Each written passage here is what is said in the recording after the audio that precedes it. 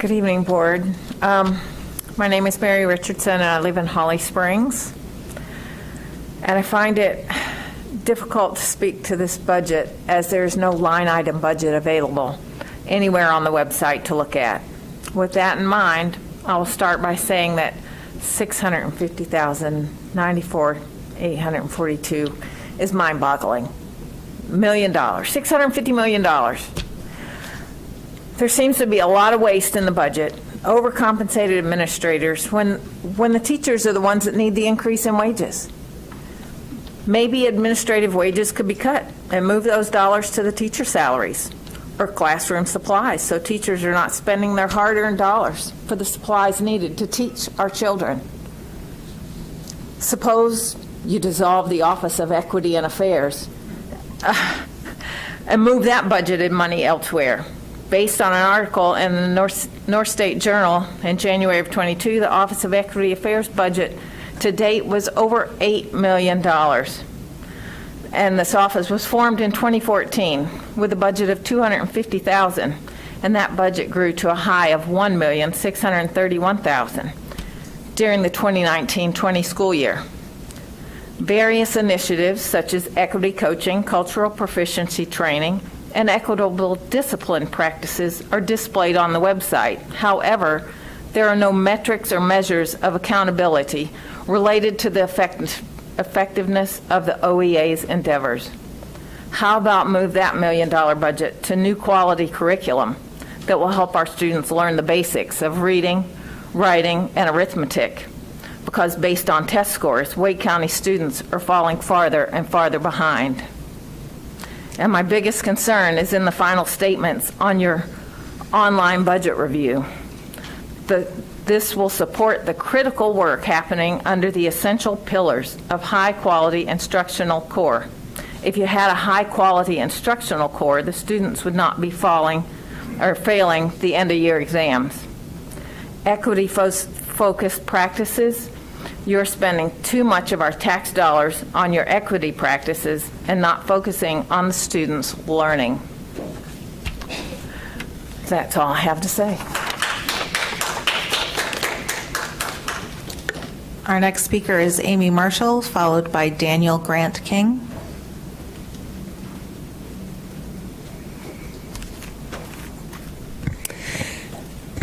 Hello, I'm Amy Marshall, President and founder of the New Educator Association Carolina Teachers Alliance at carolinateachers.org. We have a growing school staff membership in North and South Carolina. Our vision is an unbiased and academically sound education for all kids. I'm here today first regarding the budget to thank the board for reinstating master's pay that will go into effect July 1st. You made the right decision to help retain and attract high-quality teachers. The second reason I'm here tonight is about Senate Bill 579, titled Prevent Harm to Children, that was unanimously approved by the bipartisan North Carolina Senate yesterday.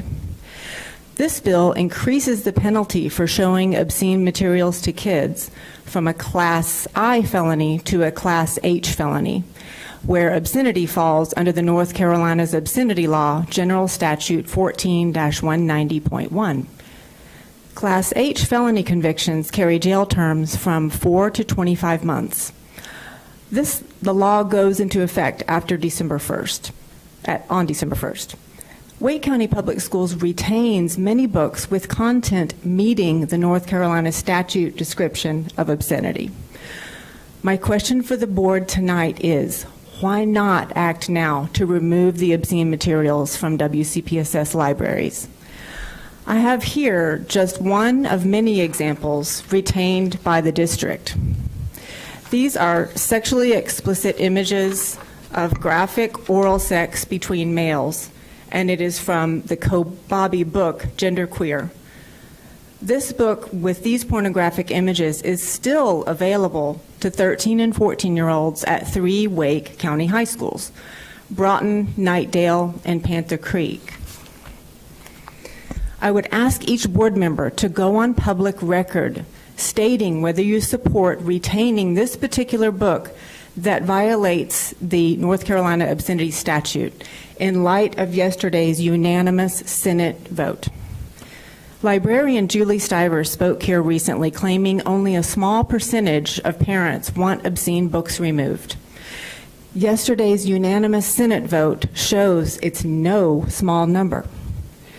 As you view these images from a book remaining in your schools, and I'll hand this to Attorney Bloomberg when I'm done, would you proudly show this to your children? If you answered no, then please stop the showing of this obscenity to our children. This book has no educational value and is harming kids. So on behalf of our Carolina Teachers Alliance membership here and beyond, I ask you to make the right decision and direct your school principals to remove the obscene books like this one before SB 579 takes effect. Thank you. Our next speaker is Daniel Grant King. Is he here this evening? No? All right. Christina Spears, followed by May Mitchell.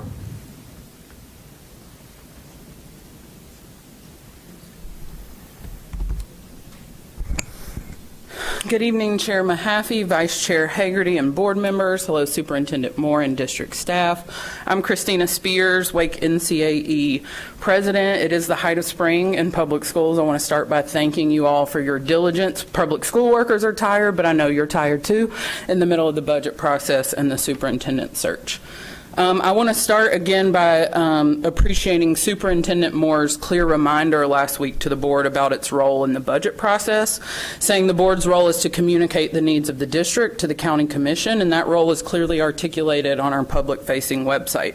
So I'm here asking you to articulate those needs in our final budget proposal to our county commissioners. And earlier today, Ms. Edmonds referenced community comments on the budget, saying some believe it's adequate while others do not. And I encourage you to ask yourselves when you vote tonight, who is harmed or impacted by an inadequate budget? As you've heard at this podium and in the last two meetings, our classified staff are directly impacted when they are not compensated a living wage. When our non-instructional staff, that's our instructional assistants, bus drivers, child nutrition workers, safety assistants, are impacted, our students are impacted too. Ms. Caulfield, I appreciated you pointing to student achievement in connection to this budget proposal. Public school professionals, both certified and classified, know that when workers are overworked and overpaid, we cannot adequately meet the social and academic needs of our students, ultimately impacting student achievement. Not only are we asking you to articulate our needs through this budget proposal, we are asking you to lead. We are asking you to be bold with your leadership and with your vote tonight by doing what you know is right for public school workers and our students, proposing a budget to the commissioners that provides the compensation and school facilities we need and deserve. If you can show public school workers that you are responsive to our needs, in this case being clear that $17 an hour is not enough and we need to move closer to an hourly wage that is comparable or the same as other county employees, you can galvanize us workers to come out and support your budget at the county commission in the coming weeks. If you demonstrate that responsiveness tonight with your leadership and your votes, we are looking forward to fighting together with you, alongside you and our community allies to win a fully funded budget increase from our county commissioners. And rest assured, Wake NCAE and folks who love our Wake County Public Schools will be using our power and our voices at the upcoming budget hearings in the coming weeks at the county commission. I hope folks will join us on May 15th for the public hearing and a rally beforehand. But for now, for tonight, it's your duty to respond to the needs of public school workers and constituents, listening to public comments and stories from this podium, reading electronic feedback, and considering the material impacts on people's lives by promoting a budget, proposing a budget, passing a budget that adequately meets our needs. Thank you. Our next speaker is May Mitchell, followed by Donna Lubis.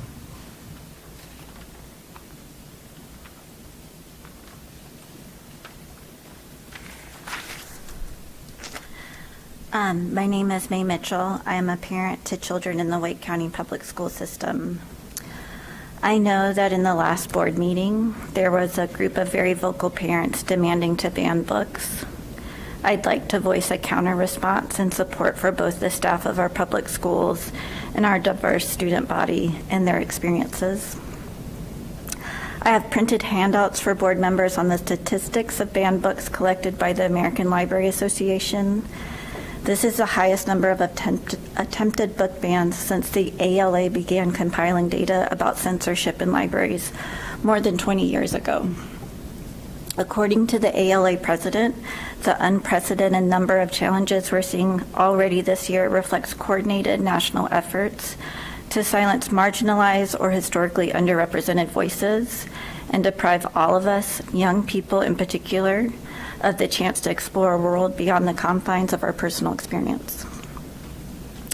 My mother's family fled from mainland China to Taiwan because of the Cultural Revolution.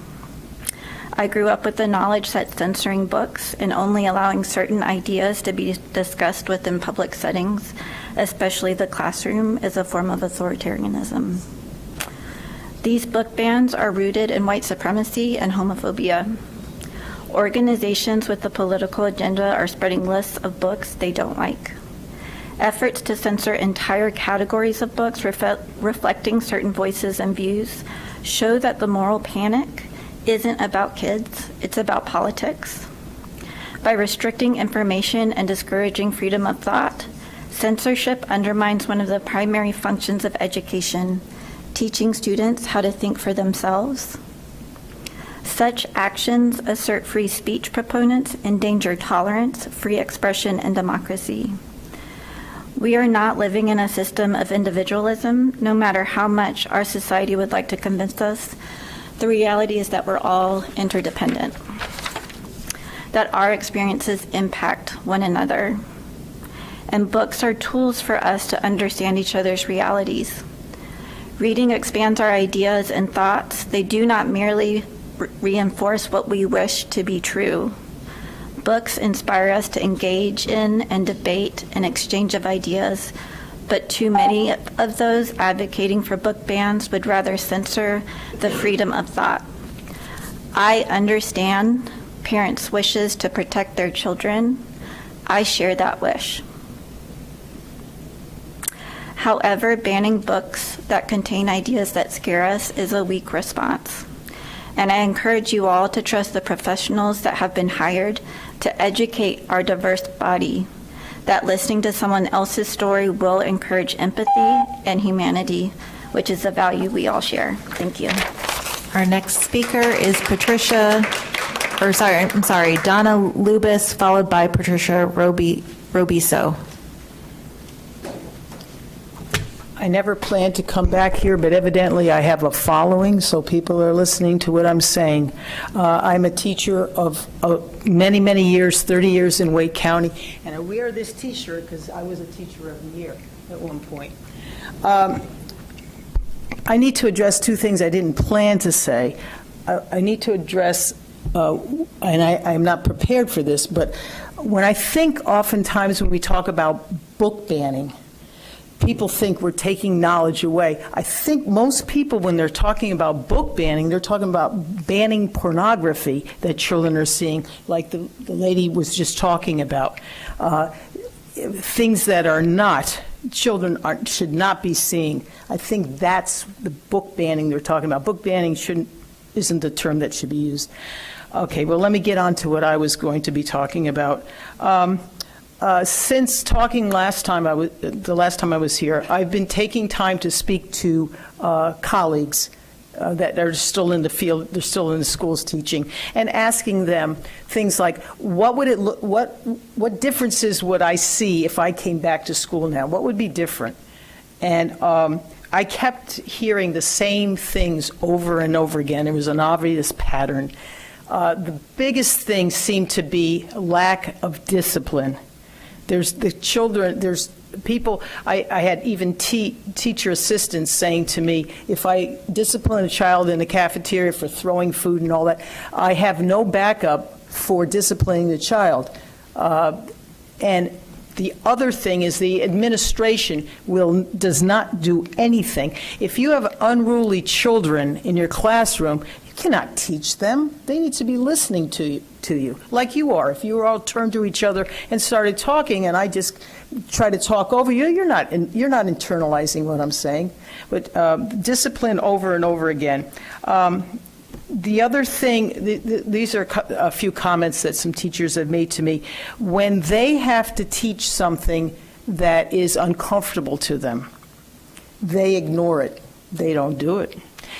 An example would be CRT. They find that they don't want to instill any more hate and division amongst the children in their room, and they just ignore these things. Oh boy, really? Okay, that went fast. I found out today, just sitting there, do you know how much you pay for each child in Wake County Public Schools?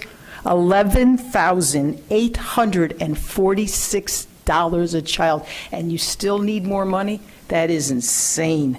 And another thing I'd like to just bring up, because I got off track, mental health days. What are they? Mental health days. The kids stay home from school and no academic instruction. Wow, I don't get it. Don't get it. Our next speaker is Patricia Robiso, followed by Donald Dembling. Ms. Robiso? My name is Patricia Robison, and I am from Raleigh. That's okay. My apologies, it was That's cut okay. off. Thank you for clarifying. Yeah, that's okay.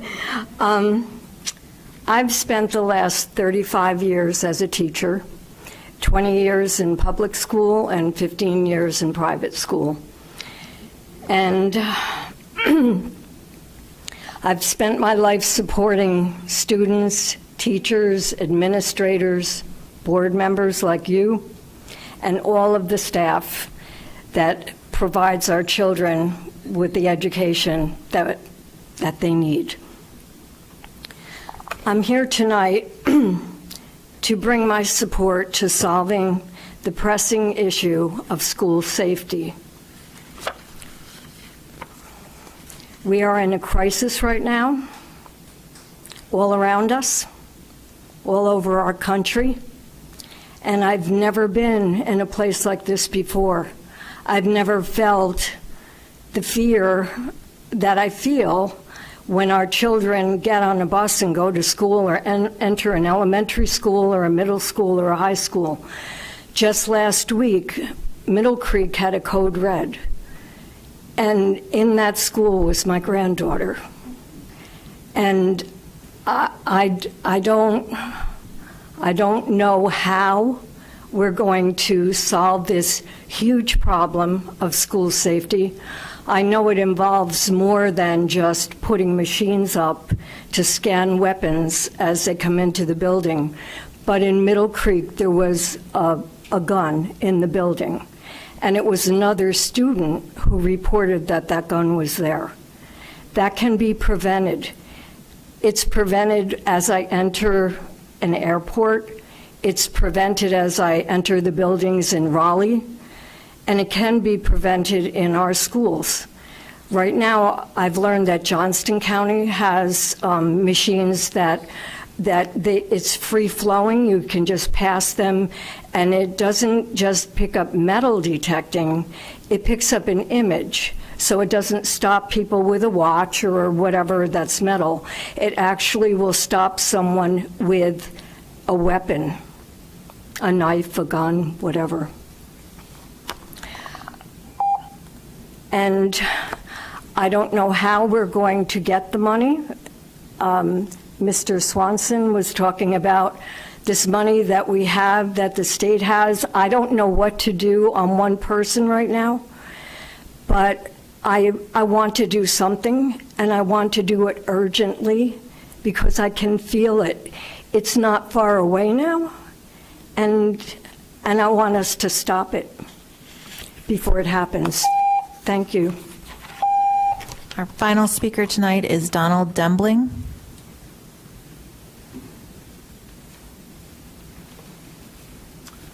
Good evening.